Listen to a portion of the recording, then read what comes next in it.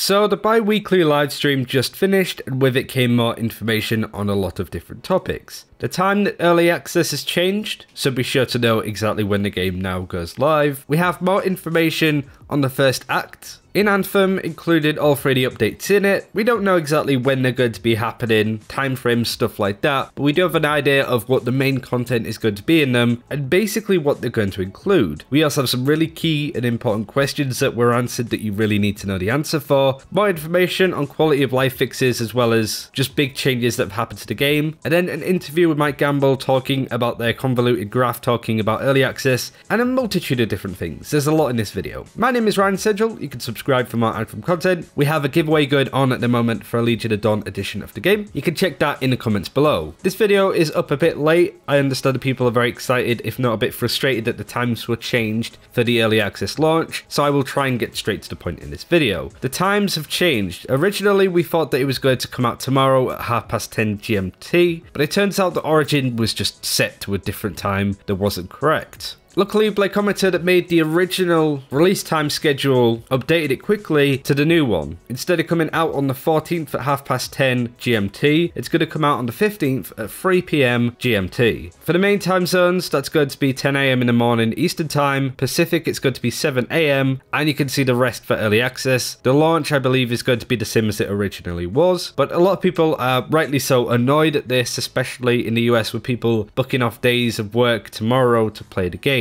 Luckily for us in the UK, because it was so late, I didn't intend to play an awful lot of it anyway, and with it being Valentine's Day on the evening, well, it just means that I don't need to worry about the launch of the game then. For those that don't know, I was also going to be doing a 12-hour charity live stream for special effects when the game launches. I might need to change the day, or at least the time for when that's going to happen. When it comes to pre-downloading, you should be able to do it now. No time zone needed. I am currently downloading the game as we speak onto my SSD. But yeah, obviously a lot of people are really frustrated that this wasn't acknowledged earlier, but they and the new times, be sure to write them down. Don't know why they left it this late to tell us this, but you know, it happens as it happens. Now I want to go over, as far as I'm concerned, the main information that came off the live stream that just finished. If you for whatever missed this live stream that just went on tonight, honestly, you can miss this one, I think. Other than the things that we'll discuss in this video, there wasn't an awful lot of gameplay to be shown, and other various topics were brought up, but nothing major. But if you do want to watch it, the VOD on YouTube at least will be in the description once it goes live. Updates post-launch for Anthem will be broken up into different acts. We don't know how long that these acts are going to be, but the common conception is that each of these sections will be 3 months, with each of the smaller updates being a month apart. No confirmation on that though, just a hunch more than anything. The first act will be broken up into Update 1, Evolving World, Update 2, Stronger Together, and then Update 3 will have Cataclysms. Other than that and the information at the bottom of the screen, we don't actually know what is going to be in these updates. So Ben Irving breaks them down and goes over exactly what is going to be the first update for Evolving World, what's its theme, and what the main content will be in this update. In the first act, we wanted to have these 3 themes. Right. Evolving World, Stronger Together, and then the Cataclysm. And you know, without going into all the specifics, we wanted to share like what do those themes mean to us, and like why are they important, we think, to Anthem the game. And so Evolving World is really the payoff that Anthem is this dangerous world. You know, one of the strengths, I think, of the IP, the narrative, the world building is that this world is constantly evolving and it's constantly changing. And so we wanted to pay that off by saying, hey, when you come to Anthem, there's always a new experience waiting for you. And that might be, you know, doing a stronghold or things you know about, but it can also take the form of things like events. And so, you know, an example of an event. Have we shown one of those yet? Yeah, so an example of an event we showed in a demo. Oh yeah, that's right. Yeah, we did. Did you guys like that? I thought it was cool. I thought it was cool. Yeah. And so it can be things like that where it's like, hey, maybe we spawn Titans in the world for a couple hours or a couple days, and Titans drop great loot, and we have a challenge associated with it, and then you can collect the loot and complete the challenge. And it's like a fun thing to log into. And other things will be more subtle, and I don't want to talk about them to spoil them, but there are small things that we think the players who play a lot will notice these things and say, what's this about? And sometimes there's cool rewards to that, and sometimes it leads you into something bigger. So update 1 is going to be just various events and dynamic stuff happening in the game, really showing what Anthem can bring to the table in a period where endgame content, variety, and just stuff to do has to be at an all-time high to keep people interested. So with any luck, they bring out the right kind of content there to keep people intrigued at what Anthem could bring next. Stronger Together is a little bit more easier to explain, as Ben Irving explains what guilds and leaderboards are going to look like. The second one was Stronger Together, and so Stronger Together is really about, you know, the freelancers done all this stuff, and I won't talk about the story, and their numbers are growing, and you're forming together trying to take on tougher and tougher challenges, and we need some social constructs for that. And so that's all about promoting social interaction and promoting social competition. So two things that are on that page are guilds and leaderboards.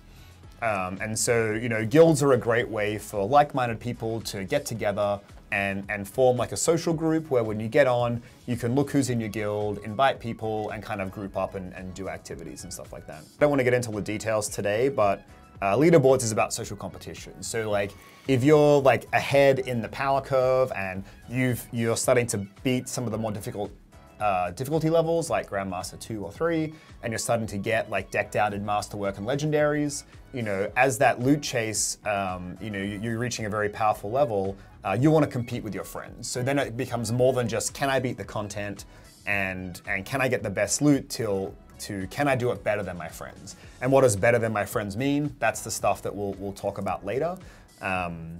As well as what content would have a leaderboard and how does that work? And is it like a yearly leaderboard or a weekly leaderboard? Like all those things we don't want to talk about right now, but that's some of the stuff we'll discuss. But just to kind of put that out there, that Stronger Together is about things like those two things, and that's not the end of the list of what we want to do. It's about improving social interaction across the board. They might be quality of life improvements or some other things we have in mind, but just to give a sense of that theme. And finally, more information on the final update in Cataclysms and how he basically confirms that they will be the raid content, or in inverted commas, aspirational content in Anthem, at least to begin with.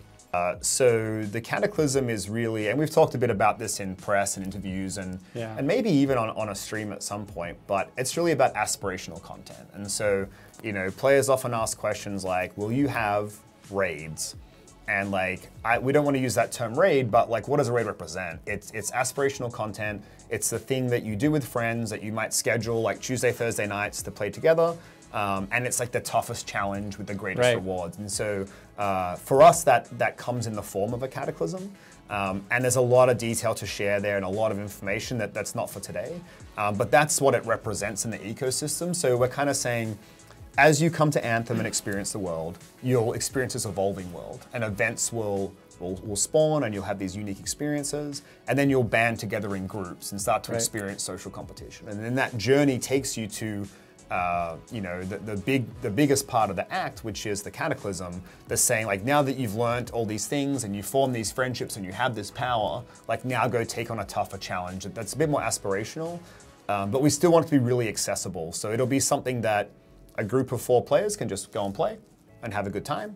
It's just that they might not get the same loot and rewards as a highly coordinated group of more what you would call, say, a hardcore players. Yeah, and again, none of that makes a lot of sense without all the details. So we're just trying to tease enough to say there's some really cool stuff coming, and then as we get into the live service, you know, we're fixing the issues that come up and we're improving the game. We can start sharing more details about, okay, hey, and now we're also adding new stuff. What is that new stuff? And we'll keep sharing that. But there are 3 themes for Act 1.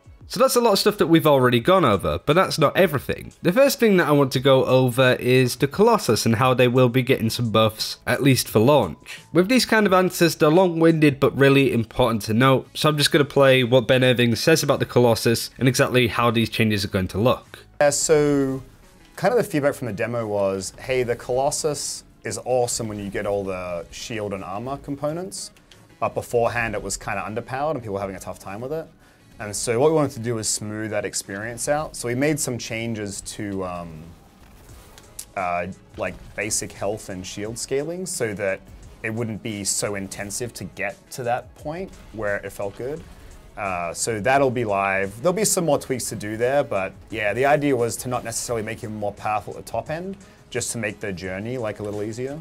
Another key question was, can you craft legendary and masterwork blueprints? Again, a bit of a long-winded answer, but some really important information. I'll let Ben just explain it for you. The answer is blueprints are quality agnostic. So once you unlock like an assault rifle, you can craft it at all the different rarities once you get high enough level by getting the correct materials. I think at launch, we'd have very few that can craft Masterwork or Legendaries because they're different blueprints. So you'd have to actually get like a Masterwork or Legendary blueprint. So we have a handful in the game, but not for everything. I don't think for everything. We might have changed that. But so we want you to be able to like actually go and discover the loot for yourself. But I do know like when we do combat balancing, the guys do craft a whole bunch of legendaries to get the perfect inscription rolls. So that's definitely a thing you can do. But I'm not sure exactly which ones you can or can't do. But there are definitely a bunch of legendary and masterwork crafting blueprints. Finally, we got to see a few other bits and pieces. The new Expedition UI as you jump into your suit is a lot more simple to understand and to go over. So you're seeing that on screen as we talk now. And then of course some changes to inviting friends. It was basically a broken system in a demo, but now it seems a lot more straightforward to use. And not only that, you can see the power level of your team and your friends. You can see here that Nighthawk has been played by AJ, the community manager, has a pretty high power level and is pretty well geared. So you will be able to see the power level of your friends, but there's no inspect feature in the game at launch. Now it's worth highlighting some other quality of life changes that I can quickly blast through. You can run in Fort Tarsis now, it's a lot faster to move around. To quote, there have been thousands of changes in the game, so too many to go over in this video. Probably won't be patch notes for the 15th, but from the 22nd onwards we should be getting to see what these changes look like on paper. We also got a brief glimpse at reputation rewards as you're seeing on screen, unlocking different cosmetic effects such as brass and the like, but also epic weapon sigils. They might have changed the name of blueprints to sigils, but they don't even know at that point, might have got their wires crossed there. There have been some changes to the settings, HDR, motion blur effect, and camera shake will be coming in on the 22nd, but you can see that it's here in the game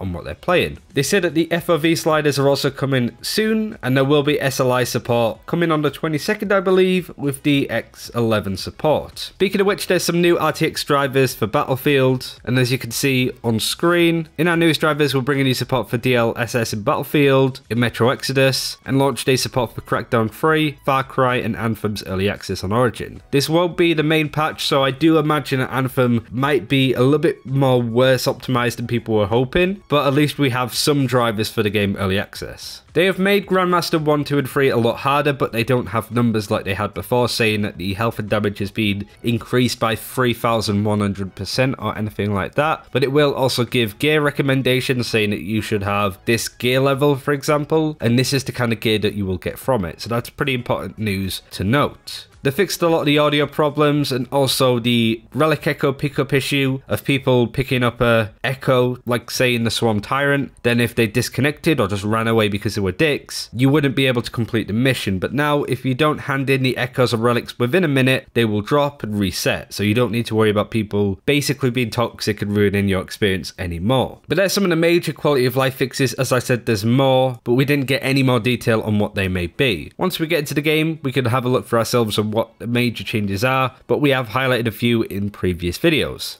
And lastly, we have another interview with Mike Gamble. This came from the Business Insider. It's not major information in here, but there's some pretty good answers on what Mike Gamble thought of the demo, their graph that they brought out on the different various ways to get the game early, and just their relationship with EA. Gilbert, who is doing the interview, says there was a lot of backlash over a chart depicting different ways to play Anthem. I know you are an EA employee, but I'm wondering how you square that backlash. Mike says the most honest answer I could give you is that we're just trying to make the best game that we can, and we're trying to make Anthem the best possible game the players will love and fall in love with, and that's that. As a producer on the game, that's my focus, and that kinda sums it up for me. The way that it kinda works is that we are in partnership with EA. It's not like we don't know about these things until they happen, but ultimately there's the goals of the game, to make the best game possible. I will say that without EA support, we wouldn't be able to make Anthem, so there's that. I don't think many people understand that. It is a complicated situation for sure, but to give more of an official soundbite answer, he says the game, BioWare, the developers, their number number one job. The thing that they get up every day to do is to make the best game possible. And then sometimes the stuff outside of what that is leaves the studio and becomes more of a partnership with the publishing. There's some pretty interesting answers on what they think about Apex and the competition there. There's demo and how that performs, but I will let you read that in the comments below. I don't want to waste too much of your time really. I want to focus on the main information in this video. But I hope you enjoyed everything that you learned here. A lot more information on how the updates will look, what kind of content that they will bring, the time change, which is unfortunate, but more quality of life and balance fixes to the game. So if you're a Colossus fan, you're going to be able to enjoy this. I will see you guys very soon in game. Hope you enjoyed this video.